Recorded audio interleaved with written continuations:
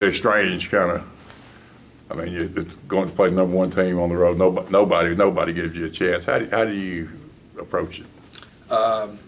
The thing I talked to the players about last night is that this is one of those opportunities that you could tell your grandchildren about. And I asked them, I said, how many guys have played at Rupp?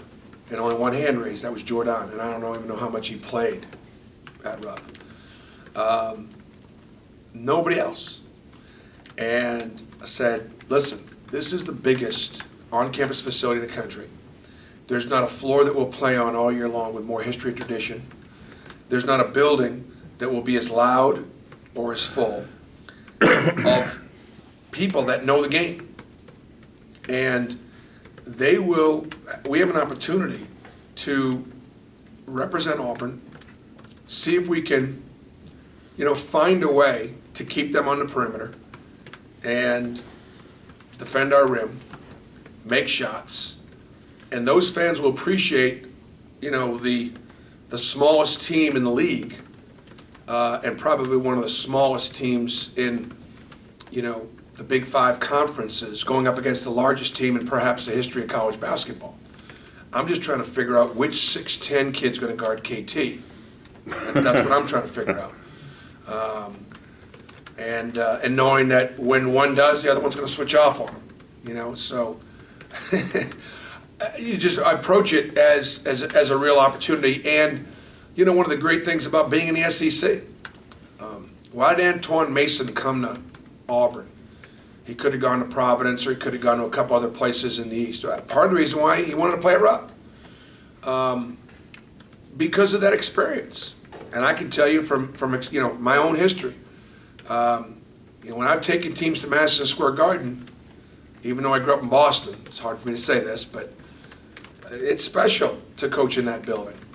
And it's not just because of the New York Knicks and their championship. Of course, that's coming from a guy that understands championships in Boston, and so it's because of the great college basketball that's been played there. So a few years ago, when we went to the NIT, the preseason NIT, and beat VCU and Shaka Smart, beat Villanova and Jay Wright to win a preseason NIT, it was a big deal for me and for our team because it was at Madison Square Garden. So that's what I want the kids to be excited about. Just the opportunity to go up there and compete. You said a couple of weeks ago that you feel like you have a chance against every team remaining on the schedule other than Kentucky. Right. And even preseason, during the season, you said, I just don't see a way we could beat Kentucky. You still feel that way? And how do you handle that with the kids when that's floating out there? Well, I mean, like I said, one of the things that I try to do, even though I'm that guy that provided false and misleading information to the NCAA, I try and keep it 100% real. I try. And so for better or worse, I try to tell you what I think. And to be honest with my team, I wanted my team to feel like, look, I really think we can game plan in such a way that in 40 minutes, there isn't anybody in the league that we can't beat short of Kentucky. Because, and I've said it to them, I've said it to you, and I'm not doing it for it's not because of Kentucky, it's just to be, I don't want my players that I'm not telling what I really think. To beat Kentucky would take an extraordinarily superhuman effort from a standpoint of making shots, controlling tempo, not turning the ball over, no margin for error at the foul line. They're going to have to be off. A lot of things have to happen. A lot of things had to happen for us to beat Georgia. A lot of things had to happen for us to beat LSU. So listen, we are working, we are studying, we are game planning. We're trying to figure out ways. It'll be hard to stop them, and it's going to be hard to score because of a lot of things that they're able to do defensively as a team. They just build a wall and make you score over them. And they rebound 41% of their missed shots. So even if your first shot defense is decent, they got a pretty good chance to put it back in after a rebound. Have you ever played a more imposing team than this? Probably never played. No, I'd say this would probably be the deepest, the most talented team that I think I would have played against. Yeah, like Willie Cauley-Stein, able to guard you on the perimeter with his size. I mean, it's obviously difficult, but how difficult does he make it because of that? Well, it's kind of been fun. I was in the league when he was in the league, and so it's kind of fun for me to see his improvement, how he lost weight and gained speed, quickness, athleticism, and how he has got himself a bit of a niche as far as ability to defend, rebound, block shots, and the fact that he can guard so many positions. I mean, it just bodes so well for his future. And they feed off that. I mean, he you know, again, I suspect he'll start on KT just because KT's our leading scorer, and I think he'll take that challenge. He might start on Sim, you know, but I think they'll probably put one of their other inside kids on him. Kentucky's players in practice every day, you think about their practices, and you think about how much better those guys get every day going up against each other.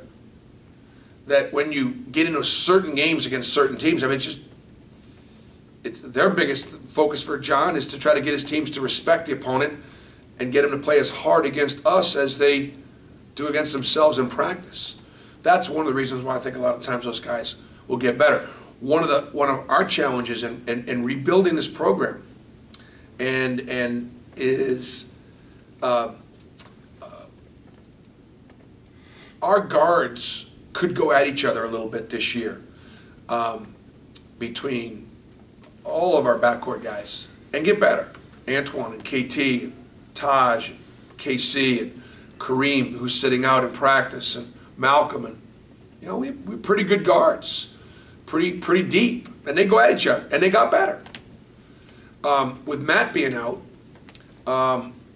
you know, there really wasn't anybody that could challenge Sim at all, ever, in practice.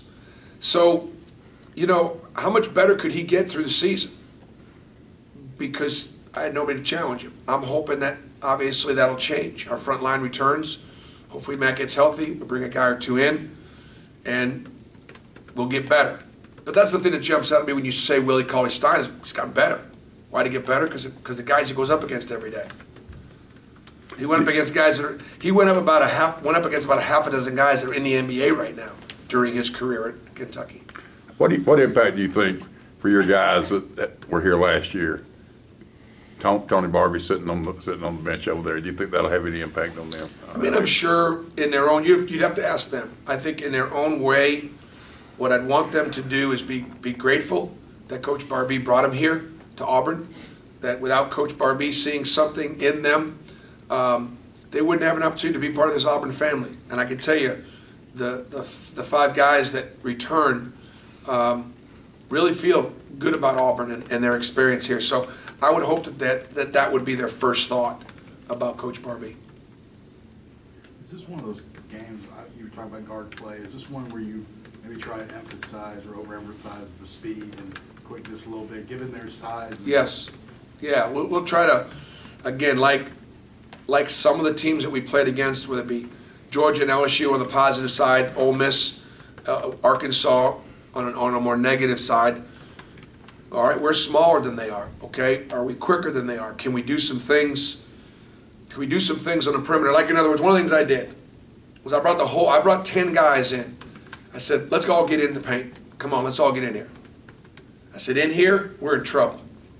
We are in serious trouble in here. But I said, this is only a small part of the court. It's only a small part of the court. Everywhere else on the court, their size isn't as much of an advantage as it is in here. So what can we do to keep them out of here? Now, the answer to that is more difficult. But that's what I wanted them to have some fun, some confidence in. You know, can we get to the rim and finish? You know, or which guy's going to come over and beat it out of bounds? As you think about Malcolm, his ability to kind of get into the lane, make some tough shots. Can he do that against that size? Can Sim finish? how we're going to get KT open. And when we do, which other guy's just going to switch out on it. And so it'll be really interesting. But great environment, great opportunity, and it's good for our RPI because we're playing against the number 1 RPI. I got to look for positive things here, and so that's kind of what we'll focus on. Can you take a moral victory against an opponent like this? You know what? Right now, there's no moral victory defeat. We could play with them. It could get out of hand. I don't know. How we handle it is all I can control. If it gets out of hand, are we going to pout? Are we going to be discouraged? What's our body language going to be like? Are we going to play for 40 minutes? If we can bother them with a few things, can we not turn the ball over and not make them beat us? We can't beat ourselves. Can we do that? So I'm not worried about right now, at this point, about the end result. I just got to worry about the process. If we play well or don't play well, how we handle it.